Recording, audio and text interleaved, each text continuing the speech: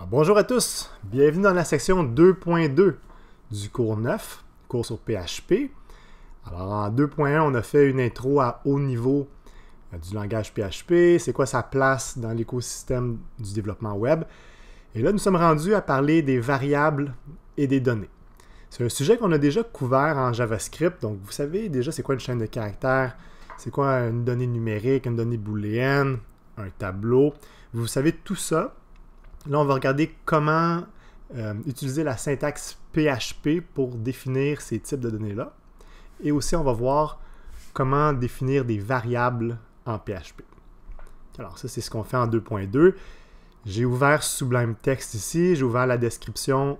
On a 4 sous-sections, les variables, les nombres, les chaînes de caractères et les tableaux.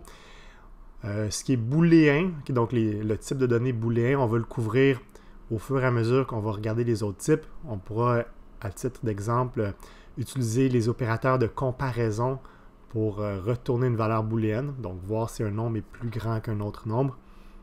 Et ensuite, vous aurez un seul exercice qui va intégrer les 4 sous-sections. Alors, allons-y avec les variables. Je vais créer un fichier et j'assume que vous avez écouté déjà la section 2.1, donc vous savez comment créer un fichier .php. On a aussi discuté de l'utilisation du nom index.php. Et là, je vais me servir des balises PHP pour définir une zone dans laquelle je peux écrire du PHP. Ça va être interprété par le serveur comme du PHP plutôt que du HTML. Alors, tout ça, c'est couvert en 2.1. Retournez-y si vous avez pas pris le temps encore d'écouter 2.1.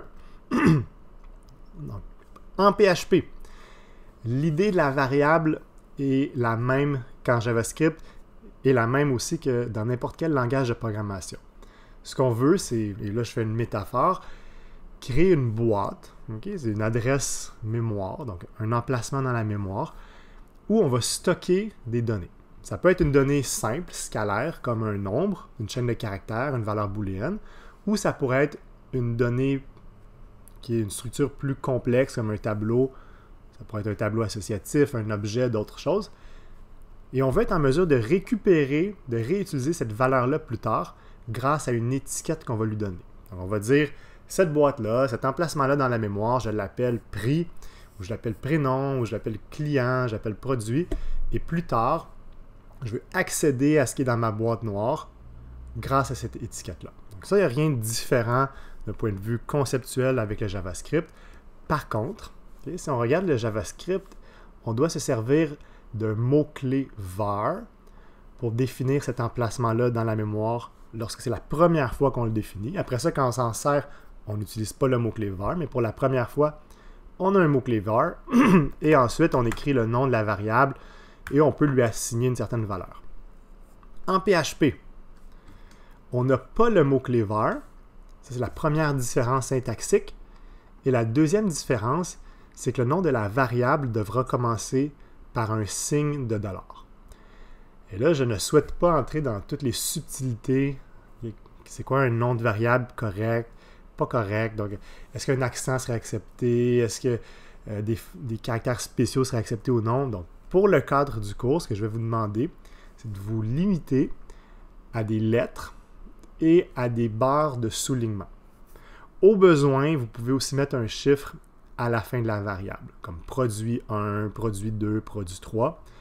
Mais n'utilisez pas seulement des chiffres. Okay? Vous devez commencer avec des lettres, des barres de soulignement underscore sont acceptées aussi, et ensuite vous pouvez mettre un chiffre.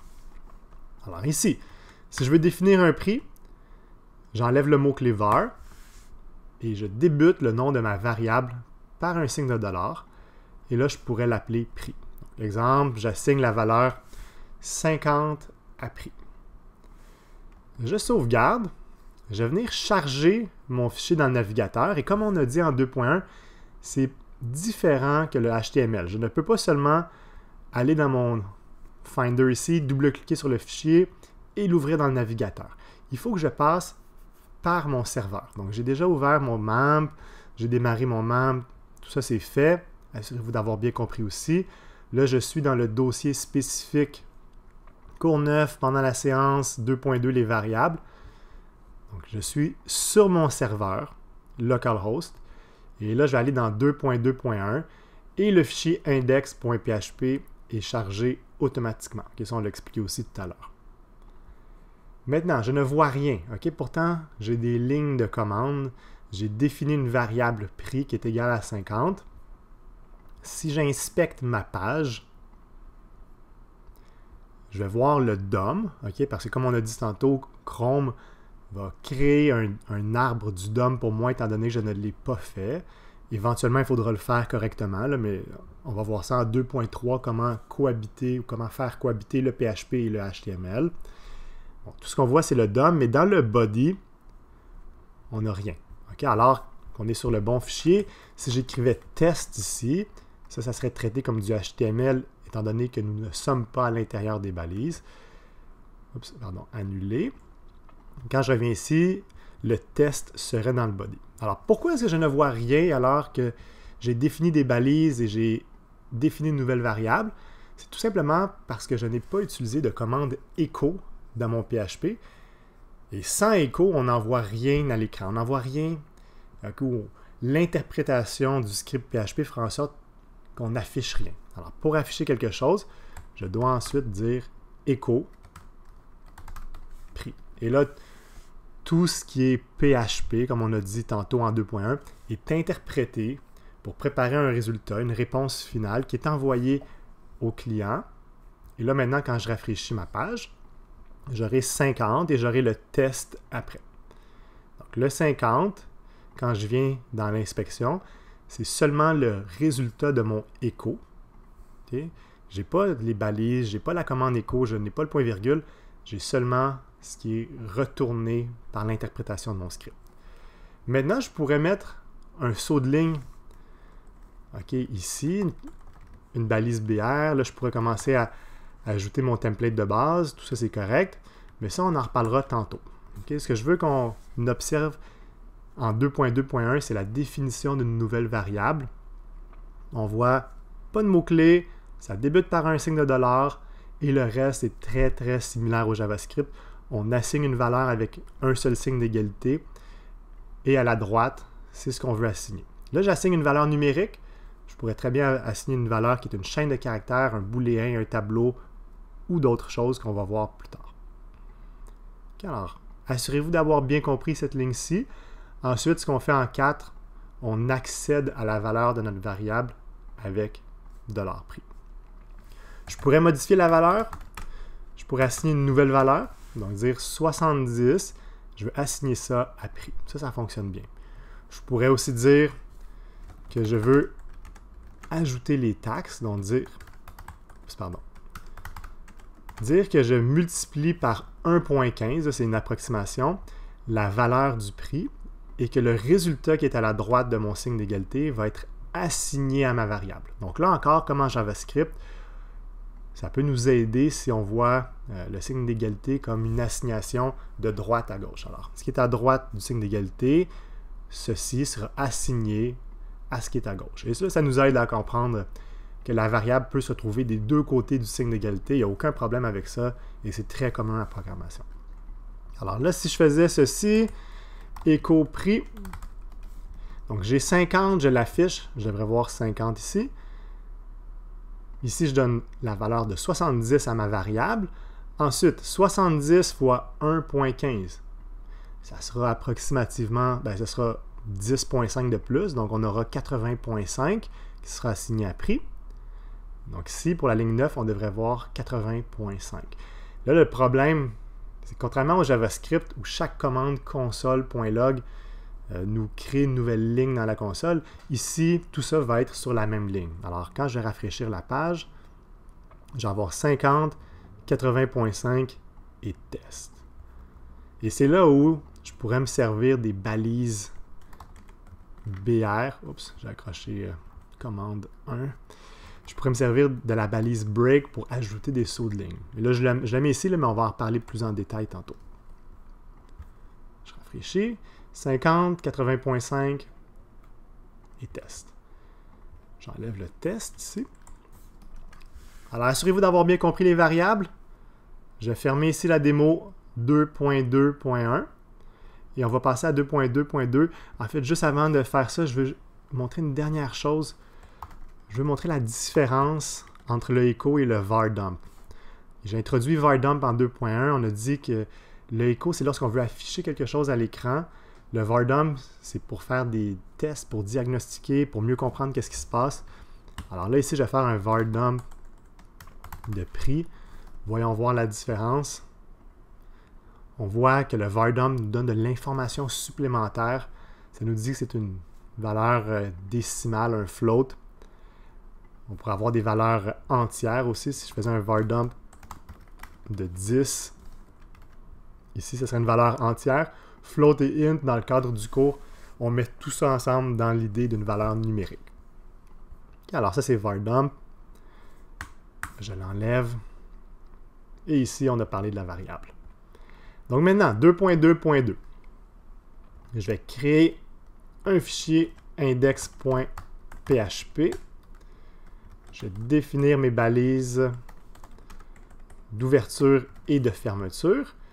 Je vais juste faire un test, m'assurer que je vais ouvrir le bon fichier. Comme j'ai dit, je ne peux pas faire Open in Browser directement, je dois passer par mon serveur. Alors, je reviens ici. OK, je viens... Oups, mauvais dossier, pardon. Je viens dans mon cours 9, pendant la séance. Démo nombre. Et là, je tombe pour 2.2.2 directement sur le test parce que j'ai un index.php. Excellent. Donc, on va parler des valeurs numériques. C'est le premier type de données dont on va parler en PHP. On a vu tantôt, je peux définir une variable. On va réutiliser prix. Prix est égal à 50. Ici, j'ai une valeur numérique. Elle est entière, mais on a dit aussi que je pourrais mettre une valeur décimale pour le cours. Ça serait identique d'un point de vue conceptuel.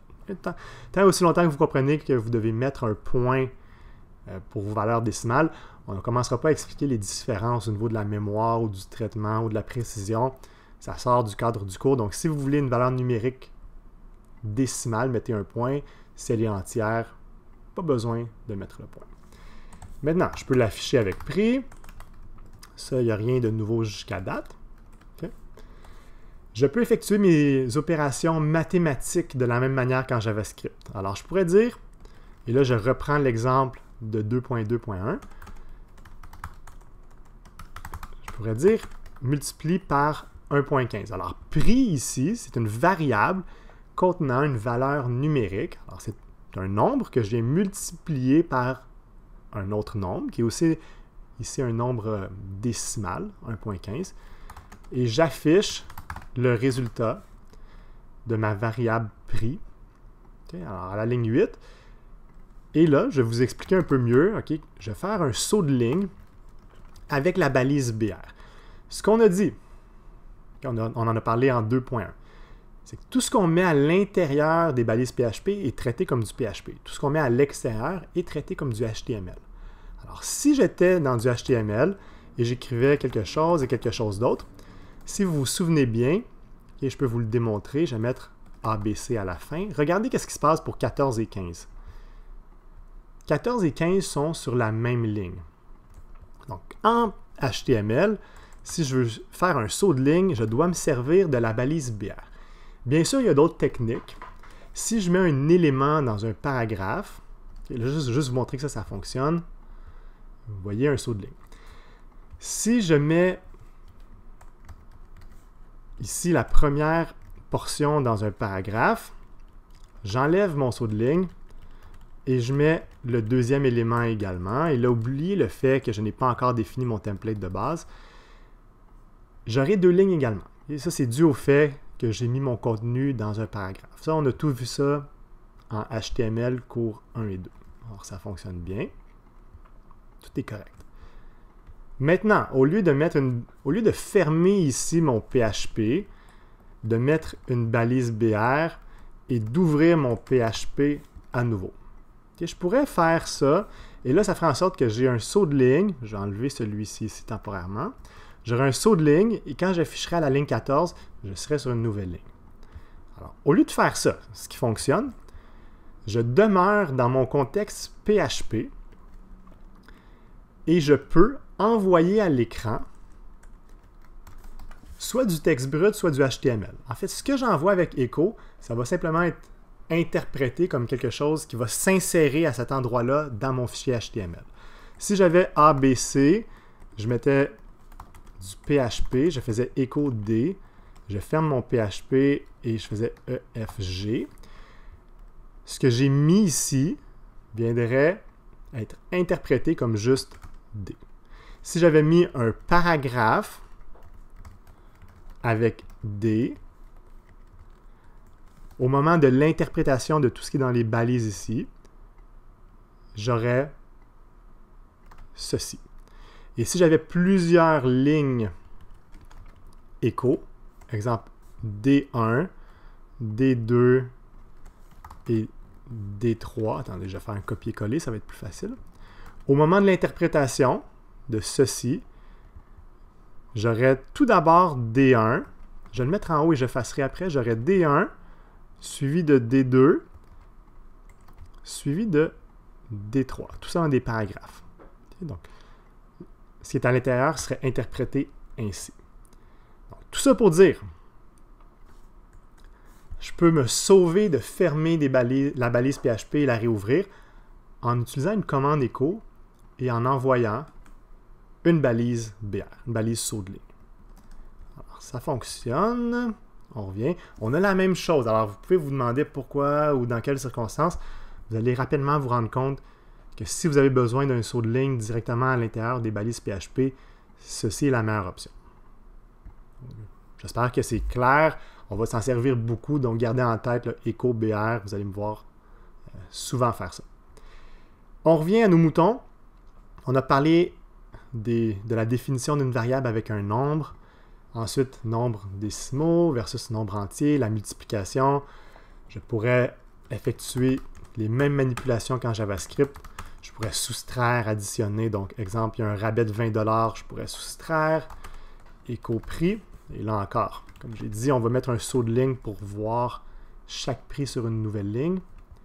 Donc, je pourrais soustraire. On voit que ce nombre-là est de 20 inférieur à celui-ci.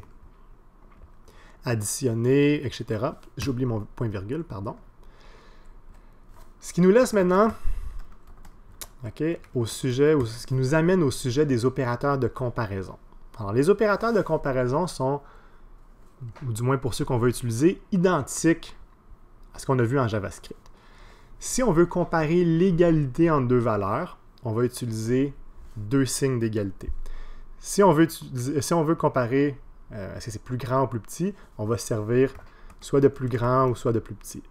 Il y a aussi plus grand ou égal, si on veut tester est-ce qu'une valeur est plus grande ou égale à une autre valeur. Et on a accès au plus petit ou égal. Alors tout ça c'est identique. Et ces comparaisons-là entre des nombres, ça va nous retourner des valeurs booléennes.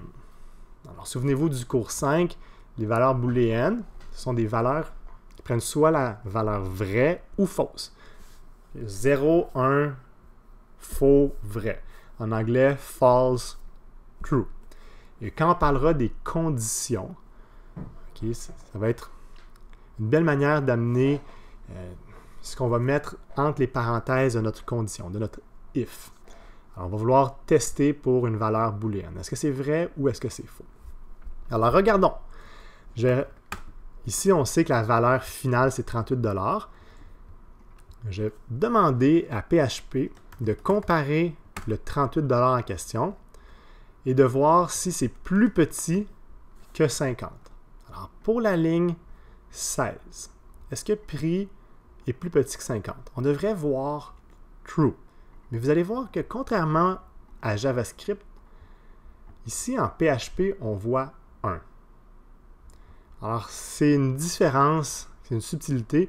Pour les valeurs booléennes, lorsqu'on les affiche, on va voir 1 au lieu de voir true. Si je fais echo true, je vais mettre un saut de ligne ici pour que ça soit sur deux lignes différentes, on va voir 1. Okay? C'est quelque chose qui peut être mélangeant, mais vous devez vous y habituer. Okay? Quand on va obtenir une valeur booléenne vraie, si on l'affiche dans le navigateur, on voit 1. Voyons voir, et là je vais enlever ceci, je vais le mettre en commentaire. Voyons voir qu'est-ce qu'on a pour une valeur booléenne fausse. Alors, est-ce que le prix est plus grand que 50? Non, parce qu'il est de 38. Alors, qu'est-ce qu'on va voir pour la ligne 20? Et là, ça, c'est encore plus mélangeant. On ne voit rien. On ne voit pas 0. Habituez-vous à ça aussi. Par contre, ce qui peut vous aider, si vous aviez mis le résultat de ceci dans une variable, okay, je crée une variable, je vais l'appeler prix supérieur à 50 okay, est égal à ceci. Alors là, je compare mon prix, je dis est-ce qu'il est plus petit que 50, c'est soit vrai, soit faux. Ici, ça sera vrai. Et je retourne le résultat de ma comparaison. Je l'assigne à ma variable prix supérieur à 50. Ici, je vais faire écho. Et vous allez voir où je m'en vais avec ça dans un instant. Donc, pour la ligne 20, on devrait voir 1. Maintenant, si vous voulez diagnostiquer, si vous vous demandez pourquoi c'est 1, je ne suis pas certain de ce qui se passe, on a dit qu'il y a une commande spéciale pour ça en PHP qui peut nous aider, qui est le var dump. Alors, regardons qu'est-ce qu'on a pour var dump. Si je sauvegarde et je rafraîchis, j'ai de l'information comme quoi ma variable contient une valeur booléenne, et ici, cette valeur-là est vraie, true. Si je fais l'équivalent ici, et je dis, est-ce que ma variable, ou prix, est-ce que mon prix inférieur, je me suis mélangé là, désolé pour ça. Ici, c'est pas supérieur, c'est inférieur. Désolé pour la confusion. Prix inférieur à 50, prix inférieur à 50. Ici, je vais regarder est-ce que mon prix est supérieur à 50. Et là, je fais ma comparaison à droite. J'assigne les résultats avec le signe d'égalité, donc l'assignation. J'assigne ça à une nouvelle variable. Je fais un var dump. Copier-coller le nom de ma variable, je vais mettre le $, et finalement, je vais juste mettre un saut de ligne ici pour avoir le résultat sur une ligne différente. Voyons voir qu'est-ce qu'on a pour la ligne 24. Une valeur booléenne faux. Alors, au lieu de ne rien voir, comme tantôt avec le echo, je vois booléen false. Alors, vous voyez un peu la différence entre le echo et le var dump. Var dump qui donne beaucoup plus d'informations, mais qui n'est pas adéquat pour afficher du contenu dans une page. C'est vraiment juste pour diagnostiquer qu'est-ce qui se passe.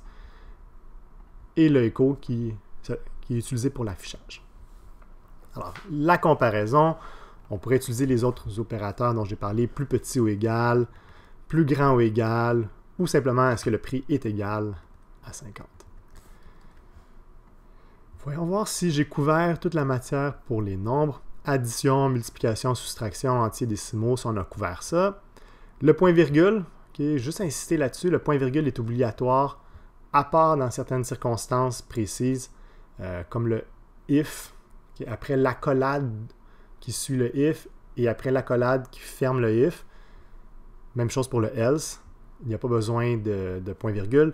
Il y a aussi dans le cas de certaines boucles, mais ça, je vais vous le montrer en temps et lieu. Si je n'en parle pas, et si vous voyez qu'il y a un point-virgule après une commande, comme echo, assignation de variable, vous devez absolument mettre le point-virgule.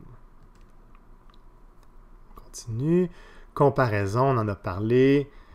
L'ordre de précédence, c'est juste pour vous dire qu'avec les opérations mathématiques, on va respecter le même ordre que ce qu'on a vu à l'école. Donc, multiplication, division, ça a priorité sur l'addition et la soustraction. Alors, si vous voulez modifier cet ordre-là, vous devez utiliser les parenthèses.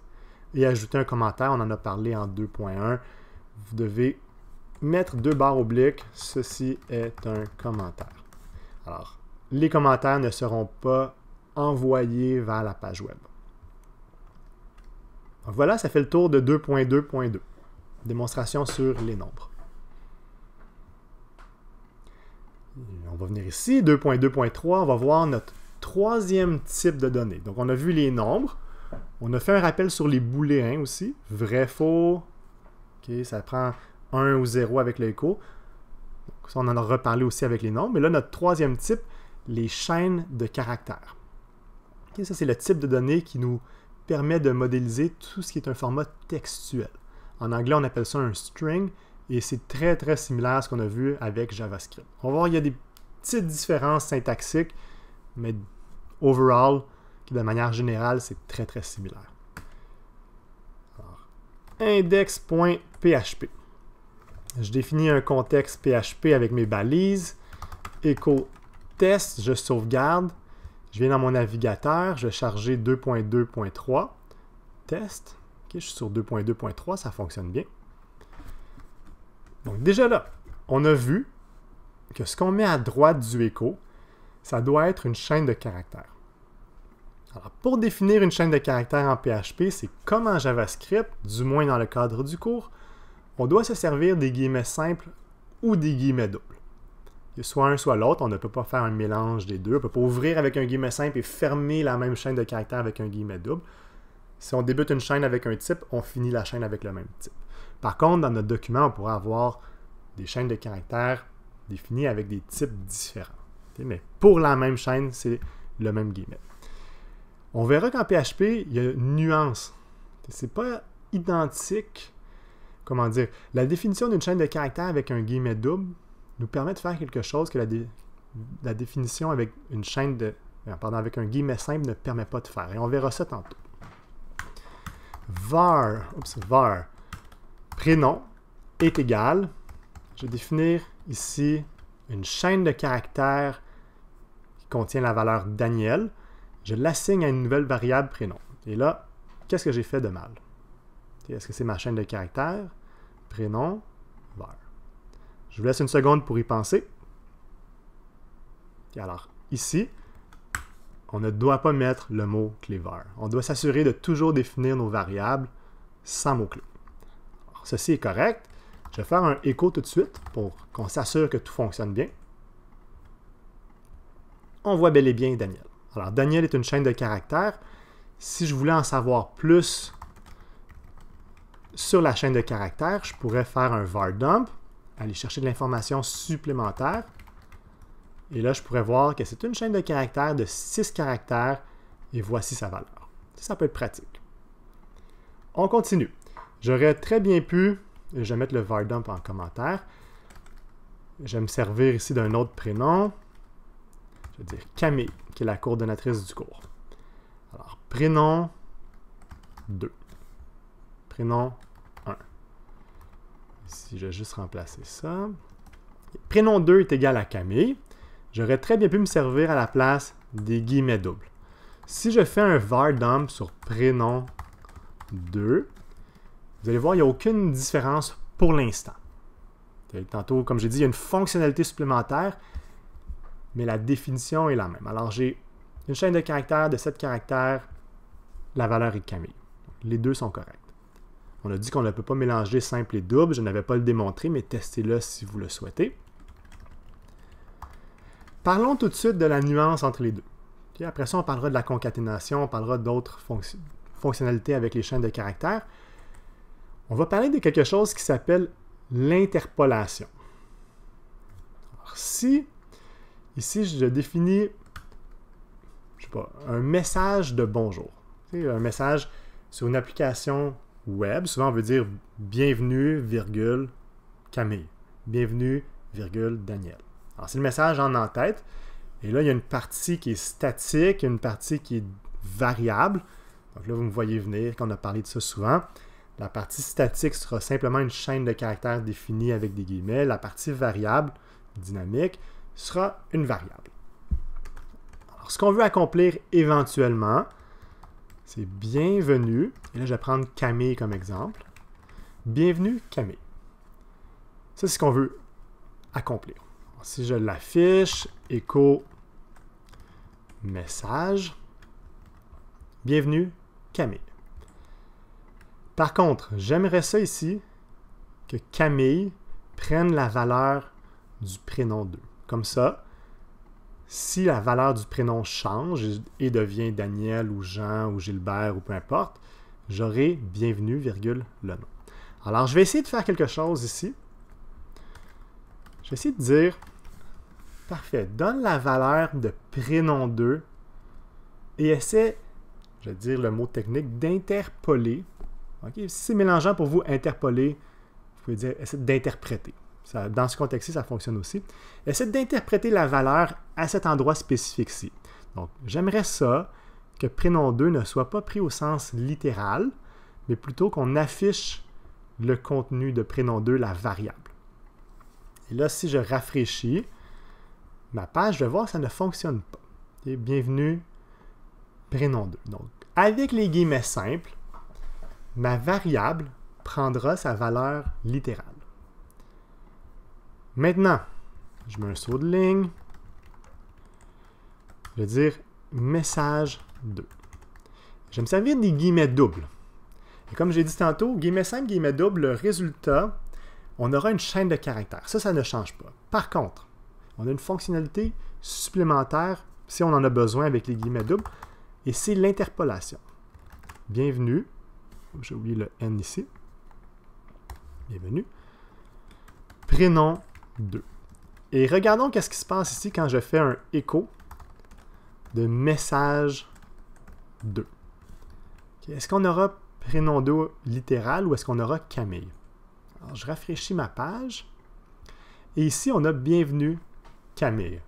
Alors ça, c'est une nuance importante entre les chaînes de caractères qu'on définit avec des guillemets simples et celles qu'on définit avec des guillemets doubles. C'est que si on met une variable à l'intérieur de la chaîne de caractères avec des guillemets doubles, sa valeur sera interpolée, interprétée. Je reviens ici, je mets un autre saut de ligne. BR, parfait. Donc on a vu la nuance entre les deux. Ça peut arriver par contre des moments où ce n'est pas la meilleure façon d'interpoler la variable. Alors on veut concaténer des morceaux statiques et des morceaux dynamiques ensemble. Et ça, on a vu comment faire en JavaScript. On a dit, j'ai appelé ça salutation. Salutation est égal à bonjour. On a dit qu'en JavaScript, il faudrait faire quelque chose. Et là, je vais l'écrire salutation, mettre au pluriel. Il faut écrire un plus. Bonjour Daniel. Ou bonjour avec une variable après. Prénom 1. Alors là, ça, c'est la syntaxe JavaScript. On prend une portion qui est une chaîne de caractères. On lui additionne une autre chaîne de caractères. Je pourrais lui additionner des parties statiques, des parties dynamiques. Okay, on peut faire autant d'additions, donc de concaténation qu'on souhaite. Mais tout ça pour dire que le symbole en JavaScript, c'est le plus. Mais en PHP, pour une raison obscure, parce que quasiment tous les langages utilisent le plus, on va utiliser le point. Alors ici, salutation, c'est une chaîne de caractères bonjour, virgule avec un espace. On vient additionner, concaténer un autre morceau. On les colle ensemble. Prénom 1, on a vu que la valeur, c'est Daniel. Donc, on devrait voir bonjour, virgule, Daniel. Je rafraîchis, bonjour, virgule, Daniel. Je pourrais aussi le faire directement, ici. Salutation est égal à bonjour, virgule, point, prénom 1. Et là, ici, enlever ceci. Comme ça, j'aurais juste besoin d'afficher le contenu de salutation, qui est une partie statique et une partie variable, dynamique. Sauvegarde la page et on a la même chose. OK. Dernière chose que je veux vous montrer, après ça on ira voir la description là, pour valider, c'est l'échappement. Alors, comme en JavaScript, si on a un guillemet simple, je vais juste mettre un saut de ligne ici, si on a un guillemet simple à l'intérieur de notre chaîne de caractères, j'ai fin. La meilleure solution, ou la plus simple, c'est d'utiliser des guillemets doubles pour la définir. Comme ça, notre guillemet simple est respecté ou est traité comme une chaîne de caractères, je devrais dire. Donc, je vais faire ça. Je vais aussi mettre directement le saut de ligne à l'intérieur de ma chaîne de caractères plutôt que de l'ajouter en dessous. Là, ça revient au même. Tout comme ici à la ligne 21, je pourrais faire salutation et ajouter directement BR. Là, ça fonctionnerait. Alors, écho, j'ai faim. Voyons voir. Ça fonctionne bien. L'inverse est vrai aussi. Si j'ai un guillemet double à l'intérieur de ma chaîne de caractères, elle a dit « Wow ». Donc, j'ai deux guillemets doubles. Ici, ils sont traités comme du texte parce qu'ils sont entourés, ils sont autour, ou plutôt à l'intérieur de guillemets simples qui nous permettent de définir une chaîne de caractères. Alors, elle a dit « Wow », je vais mettre un saut de ligne. Ça fonctionne bien, tout comme le guillemet simple. Et maintenant, l'échappement, si on veut écrire « Elle a dit » deux points, j'ai faim. Là, on a des guillemets doubles et un guillemet simple ici. Alors, on ne peut pas simplement écrire des guillemets autour et espérer pour le mieux. On va devoir se servir de l'échappement. Là, je vais mettre des guillemets simples pour définir ma chaîne de caractères. Donc, ici et ici, ce sont les guillemets qui définissent ma chaîne de caractères. Et je dois être explicite avec ce guillemet simple ici. Je dois dire à PHP de ne pas le traiter comme un symbole définissant une chaîne de caractères. Alors, avec la barre oblique inversée, le backslash en anglais, on va dire le caractère suivant doit être traité de manière littérale, comme une chaîne de caractères. Alors, je sauvegarde, je rafraîchis ma page. Elle a dit « J'ai faim » et là, on voit des guillemets doubles et un guillemet simple à l'intérieur de notre chaîne de caractères. Donc, ça, c'est l'échappement. Voyons voir dans la description si tout a bien été couvert. Donc, ça c'est fait, on en a parlé. Une variable, guillemets double, guillemets simple, un mélange, ok, guillemets à l'intérieur. On a vu différents exemples. L'interpolation, assurez-vous que quand je dis des termes techniques comme ça, si vous comprenez bien le concept qui est derrière le terme, ça va vous aider. Okay? Sinon, ça va sonner complexe pour rien. Si je dis de l'interpolation, ça devrait sonner quelque chose, dire « Ah ouais, ça c'est juste quand j'ai une variable entre des guillemets doubles, la variable est traitée, est interpolée, est interprétée plutôt que d'être traitée de manière littérale. » Ok, c'est beau, j'ai une image mentale de ce qui se passe. Et l'autre nuance, c'est le point au lieu du plus pour concaténer des chaînes de caractères. Alors super, ça fait le tour pour 2.2.3. Il nous reste une sous-section, la plus difficile, je l'admets, mais si vous avez bien compris les tableaux en JavaScript, l'idée est la même. Ce sera juste une question de syntaxe qui va légèrement différer pour certaines fonctionnalités. Alors, je crée un fichier index.php. Je mets en place mes balises. Je vais faire écho les tableaux. On sauvegarde. On vient le chercher à partir du serveur. Les tableaux pour 2.2.4. Parfait. Si jamais il y en a qui se posent la question, je maintiens la touche commande sur Mac, ça serait contrôle sur PC, commande enfoncée, et je clique sur le lien. Et là, je peux l'ouvrir dans un nouvel onglet. Alors, c'est ça mon petit truc là, pour garder le menu ici et juste ouvrir et pouvoir fermer et réouvrir à nouveau ici. Alors, c'était le petit conseil. On vient ici. Les tableaux. Je ne vais pas répéter tout l'aspect conceptuel, pourquoi se servir d'un tableau, la modélisation, présenter un schéma, tout ça. Ça, j'assume que vous l'avez bien compris en JavaScript, que les tableaux nous permettent de regrouper des données de même nature sous la même étiquette. Alors ça, j'assume que c'est clair. On va parler maintenant de la syntaxe. Alors, je crée une nouvelle variable. Mais je pourrais très bien utiliser des tableaux sans une variable si je voulais juste afficher. Là, je pourrais faire var dump et définir un tableau directement. Mais là, on va mettre un tableau dans une variable pour nous en servir plus tard. Alors, je ne sais pas ici, on va appeler ça des produits.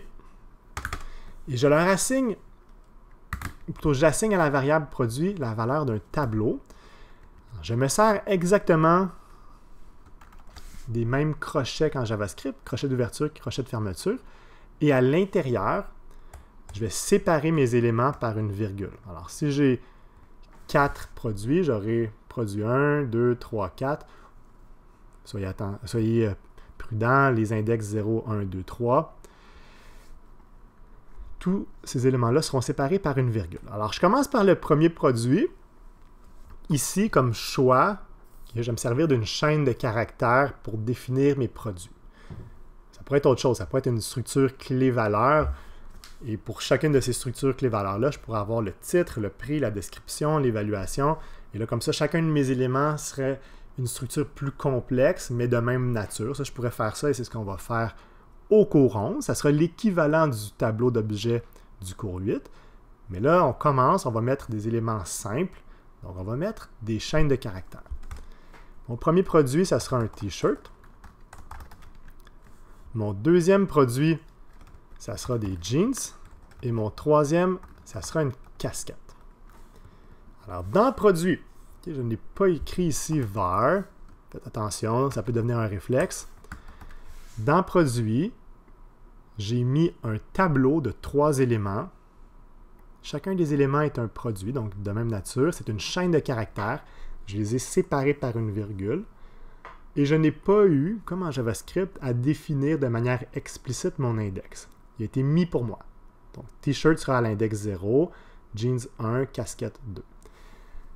Ici, le echo ne vous sera pas d'une grande utilité. Si je fais echo produit, quand je vais rafraîchir, vous allez voir un message d'erreur. Si vous n'avez pas activé l'option d'erreur sur Mac, PC, je pense que ça vient par défaut, vous allez juste voir Array. Et là, Array, ce n'est pas très, très utile. On verra qu'on peut afficher, et c'est ce qu'on fera même dans des vrais algorithmes, on peut afficher le contenu d'un élément, et lorsque cet élément-là sera une chaîne de caractères, là, ça c'est correct. Ça va fonctionner, la ligne 8, on va bel et bien voir jeans.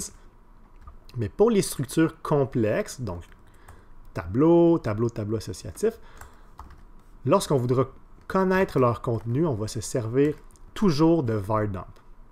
Là, je répète, là, si j'accédais à un élément spécifique, qui est une chaîne de caractères, là, je pourrais utiliser l'echo.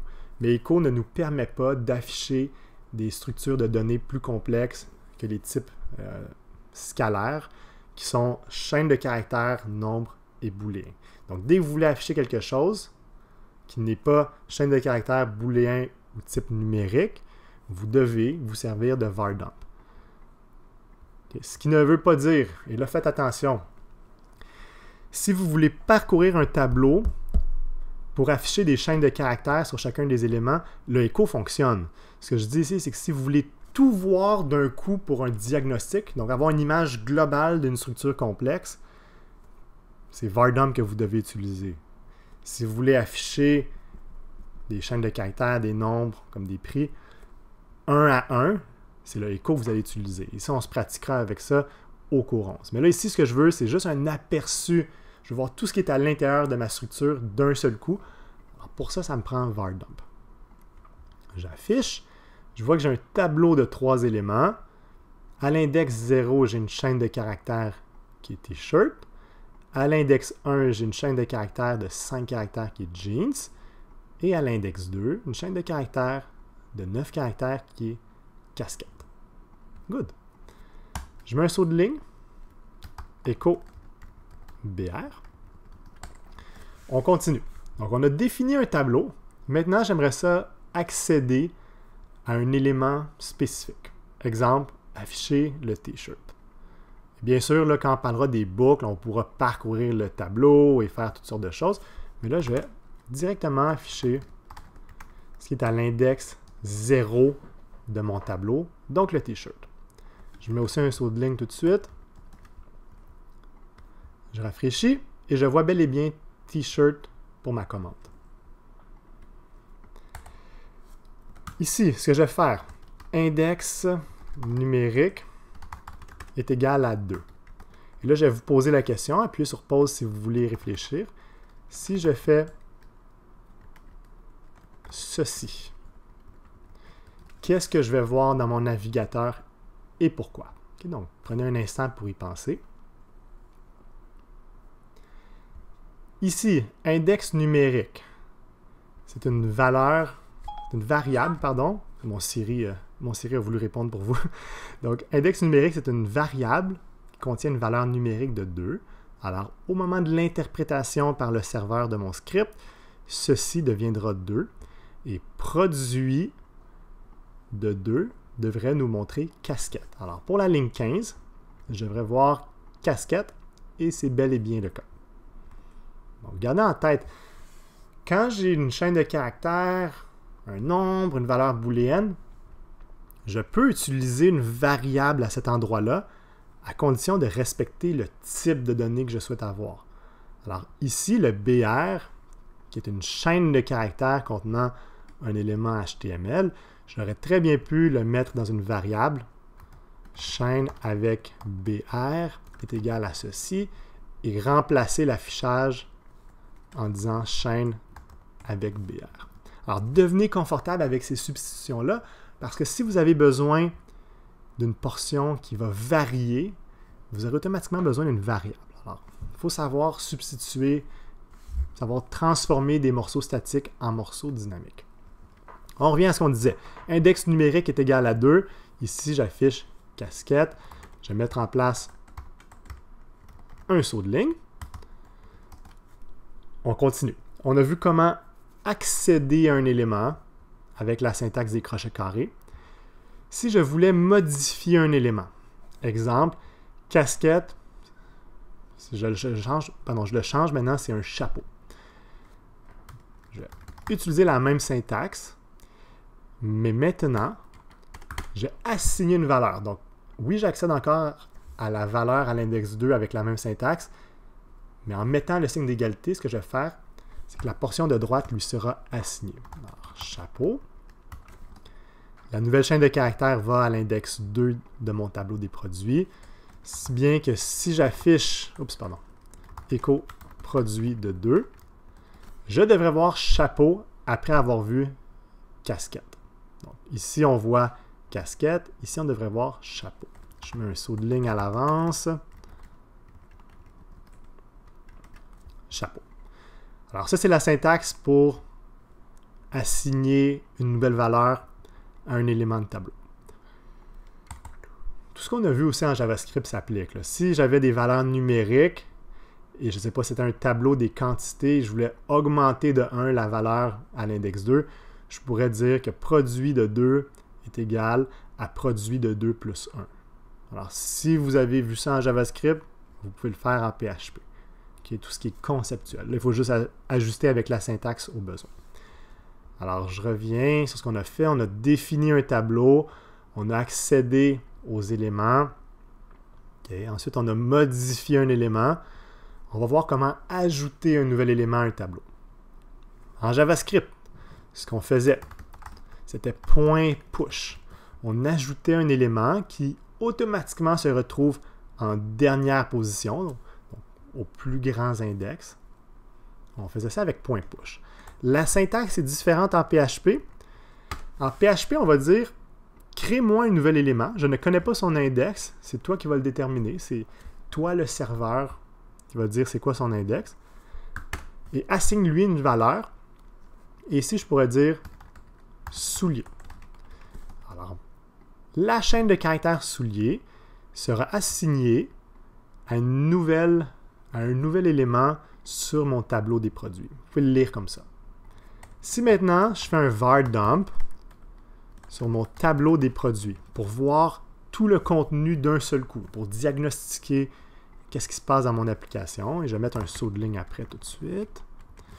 Ici, on devrait voir 4 éléments avec soulier à l'index 3. 0, 1, 2, 3. Sauvegarde. Un tableau de 4 éléments. Toute la première portion est identique à ce qu'on avait, à part chapeau qui a changé, casquette qui a changé pour chapeau. Et maintenant, on a un 4e élément, donc à l'index 3, qui est une chaîne de caractères de 8 caractères soulier. Ça, c'est la syntaxe pour ajouter un élément à un tableau. Maintenant, comment est-ce qu'on fait pour savoir on a combien d'éléments dans un tableau? Et là, ça, c'est pratique pour les books, mais c'est pratique aussi juste pour afficher, vous avez 8 items dans votre panier. Okay, vous avez 2 cours restants à votre abonnement. Vous pouvez afficher des informations en comptant la quantité d'éléments dans un tableau. En JavaScript, on aurait fait ceci, .length. Okay, donc, vous voyez, en JavaScript, il y a cette notation-là avec des points. Ce n'est pas un hasard, c'est un langage qui s'appelle orienté objet. En PHP, on a des équivalents Ce ne sont pas des objets, mais ici, on va servir d'une fonction où on va compter la quantité d'items, d'éléments dans notre tableau. Si je fais juste compter, et bien évidemment, on s'en doute de ce qui va se passer, on ne va rien voir. Là. Ça va rester la même chose. Si je veux envoyer vers l'écran, je vais me servir de echo. Mais juste pour qu'on se pratique ici, je vais définir une nouvelle variable que je vais appeler quantité de produit et je vais assigner le résultat de mon compte. Alors, je vais compter la quantité de produits, il y en a 4. J'assigne à une variable et là, j'affiche la quantité de produits à l'écran. Je vais tout de suite mettre mon saut de ligne. On devrait voir 4 ici, après notre var dump. On voit bel et bien 4. Alors, je pense que ça fait le tour des tableaux. Je vais m'assurer qu'on a tout vu. Définir un tableau, lire ou utiliser un élément, c'est la syntaxe des crochets carrés. Modifier un élément, on a vu. Ajouter un élément, compter la quantité d'éléments. On ne verra pas l'équivalent du point include qu'on avait vu en JavaScript. Ça, c'est la méthode qui nous permettait de tester la présence d'un élément dans le tableau. Est-ce que mon tableau contient tel code P? Est-ce que mon tableau contient tel nom de produit? Par contre, pour ceux qui sont curieux, vous pouvez aller voir la fonction inArray. Ça teste si un élément est dans un tableau. InArray. Dans tableau. C'est ce qu'on avait utilisé en fait pour la démonstration ici. J'avais utilisé est-ce que le ID de l'artiste fait partie du tableau qui a été fourni en paramètres. Ça, c'était la démonstration des albums de musique. On était servi de cette fonction-là inArray. Je ferme, c'est juste pour votre curiosité. Et ensuite, au cours 11, on va réutiliser les tableaux, on va explorer, on va se rendre plus loin. On va aussi mettre ça avec des boucles. Je sauvegarde ici, je sauvegarde ici. Ça fait le tour de la théorie pour 2.2. Pour ceux qui préfèrent le format des diapos au moment de la révision, avant des évaluations ou quand vous faites des TP, des choses comme ça, vous avez un sommaire qui est les variables, comment les définir, les nuances par rapport au JavaScript, les nombres avec des opérateurs de comparaison ici. Vous avez chaîne de caractères, tout ce qu'on a vu, avec l'interpolation qui est une belle alternative à la concaténation dans plusieurs scénarios. Les tableaux, qui est très similaire. Il y a juste une syntaxe qui est différente pour ajouter un élément, pour compter des éléments, potentiellement pour ceux qui veulent effectuer des tests de présence. Alors, différents syntaxiques, mais les idées sont les mêmes. Le var dump, ça vous aide à diagnostiquer ou analyser les données plus complexes. Ça, c'est ce qu'on a dit tantôt. Et vous êtes rendu à faire l'exercice récapitulatif de 2.2. Alors, dans l'exercice, vous aurez des notions des 4 sous-sections qu'on vient de couvrir. Comme d'habitude, je vais mettre la vidéo sur pause. Faites l'exercice, rendez-vous le plus loin possible avant de consulter la solution. Comme je dis, j'appuie sur pause et on se revoit pour la solution. Alors, de retour pour la solution, j'ai créé un fichier index.php dans le dossier exercice. Je venais le charger ici. Alors, je suis sur index.php qui est vide pour l'instant. Si je mets juste un petit peu de contenu qui va être traité comme du HTML, étant donné qu'il n'est pas dans des balises PHP, ça fonctionne. Alors, allons-y étape par étape. Créer un fichier, c'est fait. Définissez les balises PHP. C'est fait. Définition et utilisation du titre. Donc, on va définir une variable titre. Et on va lui donner une certaine valeur. Et vous devez reconnaître que c'est une chaîne de caractères. Afficher le titre à l'écran, parfait. On va le mettre dans un contexte. Donc, vous avez le choix, soit d'utiliser l'interpolation ou la concaténation. Le titre est, vous mettez la variable si vous interpolez, ou si vous concaténez, vous mettez un point pour séparer la portion statique de la variable. Alors, on y va pour ça. Je vais dire titre est égal, et là, je vais copier ceci pour sauver un petit peu de temps, sauver des erreurs aussi. Écho. Le titre est, 2 points. Et là, ici, c'est ce qu'on avait demandé. Je vais me servir de l'interpolation pour aller écrire le contexte mélangé avec ma variable. Et j'attire votre attention sur quelque chose qui peut être mélangeant au début. Ici, j'ai défini ma chaîne de caractères avec des guillemets simples. Et l'interpolation a fonctionné quand même.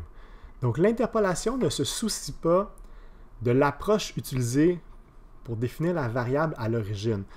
L'interpolation fonctionne tant que vous utilisez des guillemets doubles à l'emplacement spécifique où vous allez insérer la variable. Alors, titre, une fois que ça a été défini, ça n'a pas d'importance si titre a été défini à la base avec des guillemets simples ou doubles. Ce qui est important, c'est à l'emplacement où je mets $titre, est-ce que je suis entre des guillemets doubles ou simples? C'est ce qui va permettre l'interpolation. Et là, je vais aussi mettre tout de suite, ici, le saut de ligne. Je pourrais même mettre un point. Ceci va être reconnu comme étant la variable et j'aurai un point et un saut de ligne après. Je rafraîchis ma page. Le titre est « Chandail pour garçon ». Si jamais il y en a pour qui le CCD ne fonctionne pas bien, c'est un caractère spécial qui est géré de manière bizarroïde, vous avez juste à mettre en place le template de base avec un meta-tag. Faites juste ça pour l'instant. Et quand nous sommes rendus à 2.3 et 2.4, cours 10, cours 11, de toute façon, notre PHP ira directement dans des templates de base. Alors là, on se pratique, là, on ne fait pas cohabiter le PHP et le HTML, mais éventuellement, on sera là. Alors, ça ne sera pas un problème, mais ça peut être un fixe rapide pour ceux qui ont des problèmes avec les cédilles. On continue, c'était 3. Définition et utilisation de la description. Alors, on va copier ceci directement. Je vais dire description est égale à ceci. Et là, je vais me servir de la concaténation juste pour vous montrer deux approches différentes. Écho. La description est 2 points. Point, je viens concaténer ma description. Et là, je vais concaténer un saut de ligne. Okay, le saut de ligne, c'est une balise BR que je dois absolument envoyer à l'écran en tant que chaîne de caractères. Alors, ceci, c'est la réponse pour 4. Quand je rafraîchis ma page, la description est collection Zara. Et ceux qui sont observateurs, observatrices verront qu'il y a déjà un saut de ligne ici. Et pourquoi est-ce qu'il y a un saut de ligne? Parce qu'il y a une balise BR à l'intérieur de ma description. On continue. Définition et utilisation de la quantité. On va définir quantité, donner une valeur initiale de 4. On va afficher la quantité. On va réduire la quantité avec une soustraction. On ne va pas juste dire quantité est égale à 2, on va faire une soustraction. Donc, quantité est égale à quantité moins 2. Et on va afficher à nouveau sa valeur. Allons-y. Quantité est égale à 2. Écho. La quantité est de, je vais mettre ici, quantité en interpolation, point, avec le saut de ligne. Voyons voir si ça fonctionne avant de continuer. Oups, pardon, ça c'est 4 ici. Voyons voir si ça fonctionne. La quantité est de 4. Là, on imagine qu'un client ou une cliente a acheté 2 items.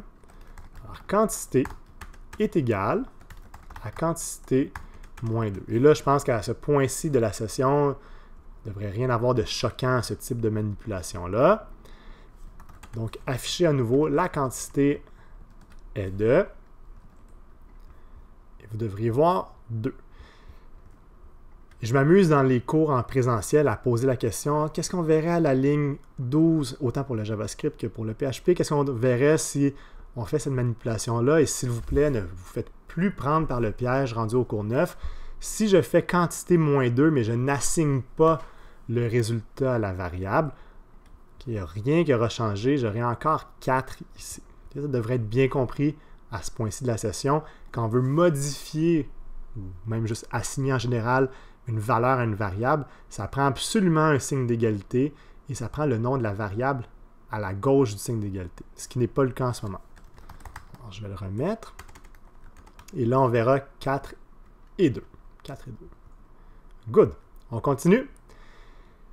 On va définir une variable taille qui sera un tableau, donc une structure qui regroupe des éléments de même nature. On va lui donner des valeurs de chaîne de caractères small, medium et large, S, M et L. On affichera tout le contenu du tableau juste à des fins de diagnostic avec VarDump. On va ajouter un nouvel élément XL au tableau. On va ensuite afficher la quantité d'éléments qui devrait être rendu 4 avec count. Et on va afficher de nouveau tout le tableau pour le diagnostic avec VarDump. Allons-y. Oups. Ici, taille est égale. Et là, il n'y a rien qui m'empêche de tout mettre ça sur une ligne, étant donné que les éléments sont très courts. Ça sera quasiment plus simple à lire. Je vais dire small, medium et large. L'important, c'est de définir un tableau séparé par des éléments, de respecter la syntaxe des crochets carrés. Et là, ici, moi, j'ai pris un choix. C'est très arbitraire. C'est un choix éditorial de mettre un espace avant et après pour que ça soit clair. Certaines personnes préféreraient définir le tableau comme ça. Ça serait correct aussi pour le cours. Vous faites comme vous souhaitez. Mais là, moi, j'ai mis ça sur une ligne. C'est propre. Vous pouvez le mettre sur plusieurs lignes aussi tant que ça reste bien formaté. Je fais un VarDump de mes tailles. Voyons voir qu'est-ce qu'on a pour 15. Tableau, 3 éléments avec les index, les valeurs. Tout est correct. On va mettre un saut de ligne. Ah, j'ai accroché quelque chose encore. Désolé. On revient ici. Saut de ligne. On va ajouter un élément. Faites attention, n'essayez pas de faire point push. Ça ne va rien donner en PHP. J'ajoute un élément avec les braquettes carrées. Ici, ça sera XL. Je vais afficher la quantité d'éléments avec echo de count. Et là, ici, je dois dire que je veux compter la quantité d'éléments dans mon tableau détail. J'aurais pu faire comme tantôt, j'aurais pu assigner le résultat du compte à une variable et ensuite afficher la variable. Ça aurait tout à fait fonctionné. Quand je rafraîchis, je vois 4. Finalement, on fait un dernier VarDump de taille. Et qu'est-ce qu'on a? Hop, je vais mettre un saut de ligne. C'est mon erreur. On met un saut de ligne ici. Et on voit la nouvelle valeur pour l'index 3 qui est XL. M'assurer qu'on a tout bien fait au point 6, qu'il y avait plusieurs étapes définies. Ça, c'est fait. Small, ML, VarDump, XL. La quantité, on l'a affiché. Et un dernier VarDump. Ici, il y avait la mention sur les chaînes de caractères. Voici la solution à nouveau. Donc, ça fait le tour pour la section 2.2. Ensemble, 2.1 et 2.2, il y a beaucoup de théories, il y a beaucoup de choses qui se répètent aussi, surtout la partie 2.2 là, avec le JavaScript. Donc, je pense que c'est important de donner des fondations solides. Ensuite, génération dynamique, c'est vraiment quelque chose de spécifique au PHP. Donc, j'ai hâte d'être arrivé à 2.3. Et c'est là aussi on commence à voir un peu plus comment ça va nous aider pour définir des algorithmes de génération dynamique de contenu. Alors voilà, ça vous venez de faire l'exercice et la prochaine étape 2.3. Merci de votre écoute, on se revoit à la prochaine capsule.